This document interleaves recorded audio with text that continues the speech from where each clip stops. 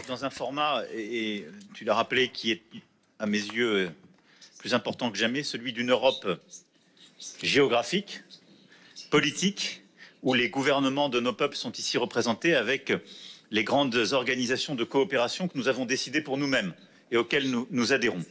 Et donc c'est un format qui évidemment ne concurrence pas l'Union européenne, qui ne concurrence pas l'OTAN, mais qui est dans sa propre géographie, sa cohérence historique, civilisationnelle et politique. Et l'histoire, au fond, de cette communauté politique européenne est à écrire. On a tous des différences de sensibilité, mais à coup sûr, nous avons des intérêts communs. Et je crois que c'est le bon lieu pour le faire, celui d'une grande Europe, où justement l'histoire a pu nous diviser, en particulier l'histoire du XXe siècle, ou séparer, ou écrire des pages différentes. La question, c'est est-ce qu'on veut écrire une page commune de la grande Europe au XXIe siècle? Moi, j'y crois très profondément. Et donc, je crois que c'est ici que l'unité stratégique géopolitique doit s'écrire. Et le moment que nous vivons est le bon.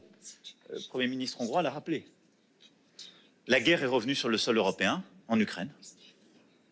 Des tensions et des conflits existent entre certains membres, Arménie, Azerbaïdjan. Nous avons des phénomènes qui bousculent nos sociétés, des grands risques terroristes qui ont touché beaucoup de nos pays encore ces derniers mois. Nous avons tous à faire face à des phénomènes de migration illégale qui bousculent nos sociétés. Et en même temps, nous sommes des économies ouvertes qui, depuis des décennies, se sont construites sur un modèle d'ouverture dont on continuera à avoir besoin.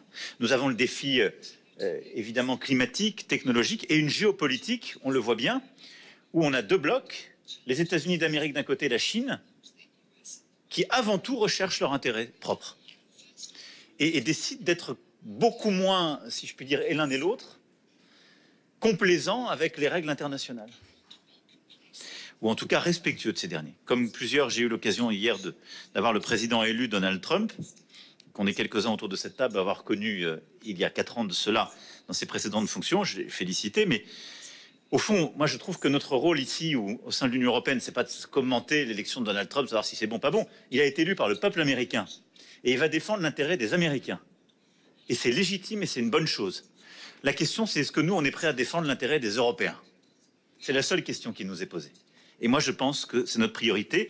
Et donc, ça ne doit être ni dans un transatlantisme qui serait naïf, ni dans la remise en cause de nos alliances, ni non plus dans un nationalisme étriqué qui ne nous permettrait pas de relever ce défi face à la Chine et aux États-Unis d'Amérique. Et donc, c'est un moment de l'histoire pour nous, Européens, qui est décisif.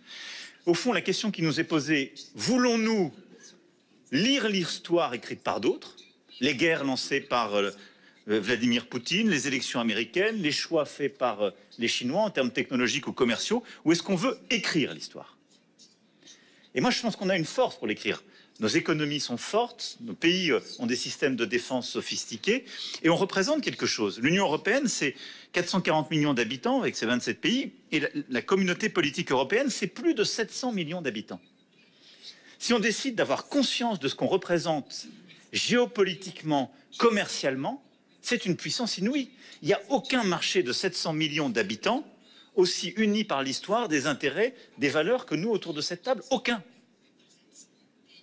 Si on se réveille et qu'on décide au fond de ne pas disparaître géopolitiquement et de ne pas être le marché d'ajustement des autres puissances économiquement et commercialement. Et donc pour moi, ce moment, c'est celui où on décide d'agir, de défendre nos intérêts nationaux et européens en même temps, de croire dans notre souveraineté, dans notre autonomie stratégique, et de dire au fond, on n'a pas envie simplement d'être des clients, d'être un marché qui est pris, de déléguer en fait à d'autres notre économie, nos choix technologiques ou notre sécurité, mais on veut pleinement se saisir de la question de la paix sur notre sol, de notre prospérité et de notre modèle démocratique. Pour moi, c'est ça les 3 défis de la communauté politique européenne qu'on a à discuter ensemble. La paix, Volodymyr vient de le dire, c'est aider l'Ukraine à résister face à la guerre d'agression russe. Il peut y avoir des différences de sensibilité autour de cette table. Mais moi j'ai une conviction profonde, notre intérêt est le même. Notre intérêt, c'est que la Russie ne gagne pas cette guerre. Et quel que soit, encore une fois, ce que pensent les uns les autres ici, ou les peuples. Parce que si elle gagne, ça veut dire qu'il y a à nos frontières une puissance impériale à laquelle on dit « vous pouvez être expansionniste ». Je ne vois pas qui peut être en tranquillité autour de cette table si on laisse faire ça. De la même manière, je pense qu'il est très important de tout faire pour bâtir un accord entre l'Arménie et l'Azerbaïdjan. Et j'espère que le traité de paix pourra être signé. Et au fond, notre paix, notre sécurité, elle s'inscrit si nous, Européens, nous savons dire nous ne voulons plus d'impérialisme et nous ne voulons plus de révisionnisme des frontières sur notre continent. Et ce message est fondamental. Et c'est vraiment un message d'intérêt. Au-delà de ça, il y a bâtir notre Europe de la défense, faire de l'Europe un espace de sécurité. Alors, l'Union européenne a fait énormément de travail ces dernières années. On en a encore beaucoup à faire pour financer, pour construire. L'OTAN a évidemment un rôle pilier clé. Et au sein de l'OTAN, nous, Européens, nous voulons jouer notre rôle. Ce pilier européen de l'OTAN n'a rien à retrancher à l'Alliance, mais il est le fait qu'il y a eu un réveil stratégique que nous devons assumer de nous, Européens. On n'a pas à déléguer pour l'éternité notre sécurité aux Américains. Et je crois que c'est important aussi d'envoyer le message que nous sommes maintenant des fournisseurs de solutions de sécurité. Et donc on a autour de cette table, qu'on soit membre ou pas de l'Union européenne, eh bien, à produire, à assumer une préférence européenne dans cette production industrielle, à bâtir des choix, à s'appuyer sur l'interopérabilité de l'OTAN, mais aussi parfois accepter qu'on n'aura pas toujours le même agenda que nos alliés, ce qui ne remet pas en cause ces alliances, mais de dire que nous avons des solutions de sécurité à apporter, tout particulièrement à notre voisinage. Aujourd'hui sur le flanc Est, peut-être demain sur le flanc Sud, ou que sais-je. Et à cet égard, je pense qu'il faut développer au sein de la communauté politique européenne une culture commune. Il y a quelques années, on avait bâti l'initiative européenne d'intervention. Il y a une douzaine d'États qui sont autour de la table qui y participent. Elle est complètement intergouvernementale. Et moi, je voudrais inviter tous les collègues qui sont prêts à s'y joindre et qui ne sont pas membres de l'UE à s'y joindre. Élargissons à l'échelle de la communauté politique européenne l'initiative européenne d'intervention pour bâtir des solutions d'intervention communes sur des théâtres d'opération. C'est ce qui nous a permis de faire Agénor, ce qui nous avait permis d'intervenir au Sahel, et essayons d'avancer. Je crois aussi qu'ici, nous avons la possibilité de bâtir des solutions très concrètes pour lutter contre les filières clandestines d'immigration. On a construit des solutions très robustes en européen, pacte asile-immigration. Il y a des solutions très robustes qui sont construites avec des pays de transit ou d'origine pour prévenir les mouvements ou aider au retour. Mais la coopération au sein de la communauté politique européenne sur les questions migratoires est un surcroît d'efficacité parce que nous couvrons tous les chemins de la migration. Et quand Kir a un problème justement migratoire avec ce qu'on appelle les small boats, c'est pas simplement un problème bilatéral franco-britannique, c'est un problème qui touche toute l'Europe et qui commence soit par les routes du Sud, soit par les routes de l'Est. Et en fait, nous sommes tous ici en capacité d'y apporter une solution. Deuxième élément sur la croissance et l'innovation, moi je suis convaincu que nous devons faire beaucoup plus. On aura l'occasion d'y revenir dans le sommet informel entre membres de l'Union européenne. Le rapport Draghi a donné une feuille de route très claire. Ursula, dans ce qu'elle a porté, l'a dit aussi, nous le croyons à plusieurs ici autour de cette table.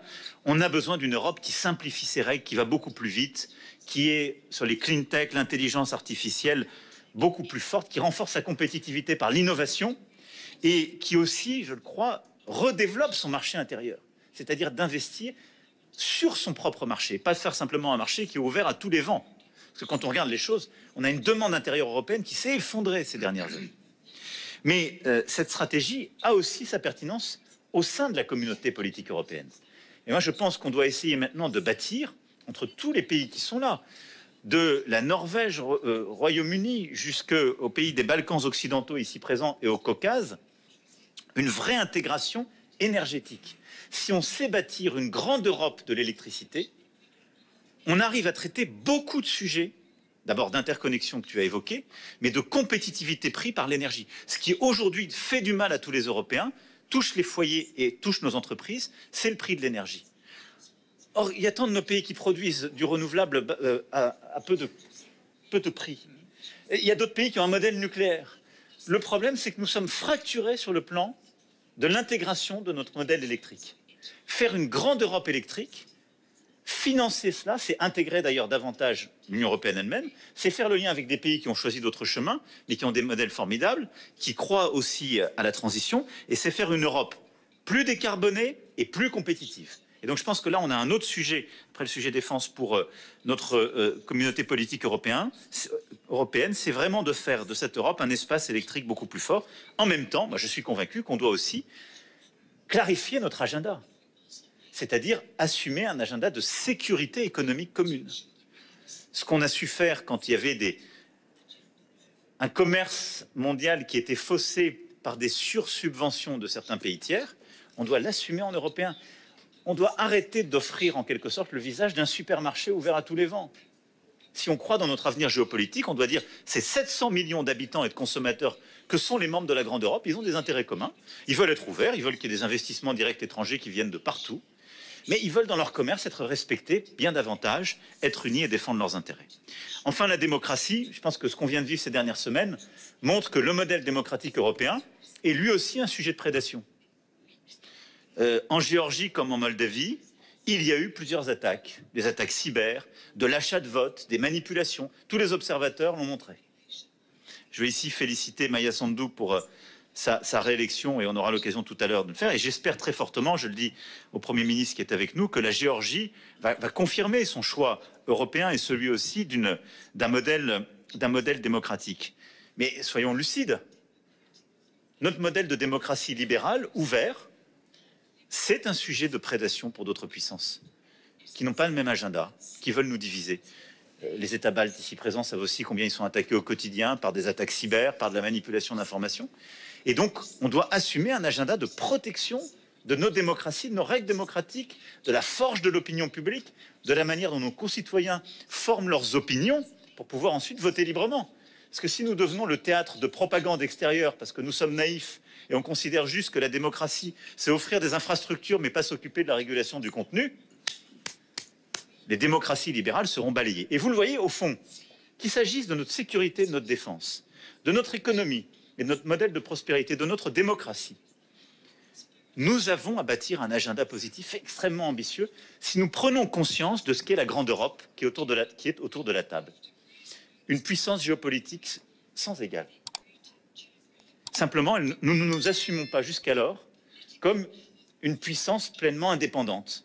Et on pense qu'il faut déléguer notre géopolitique aux États-Unis d'Amérique, il faut déléguer notre modèle de croissance à nos clients chinois, il faut déléguer notre innovation technologique aux hyperscalers américains.